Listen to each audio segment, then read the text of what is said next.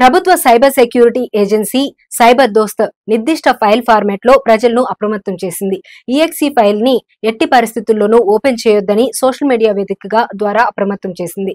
Exe file format లో emails, WhatsApp లో ఏవైనా మెసేజ్లు వచ్చినా ఎట్టి పరిస్థితుల్లో ఓపెన్ చేయొద్దని చెప్పింది.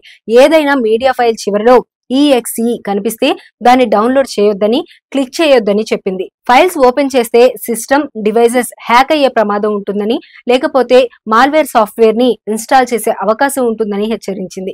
గుర్తు తెలియని వ్యక్తుల నుండి వచ్చే మెసేజ్లు, మెయిల్స్ తో అప్రమత్తంగా ఉండాలని సైబర్ నిపుణులు సూచించారు.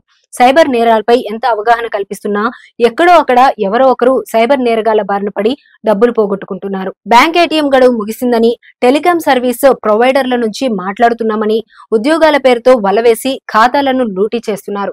ఇప్పటికే సైబర్ సెక్యూరిటీ ఏజెన్సీలు వివిధ మోసాలు, హ్యాకింగ్లపై అప్రమత్తం చేస్తూ వస్తున్నాయి.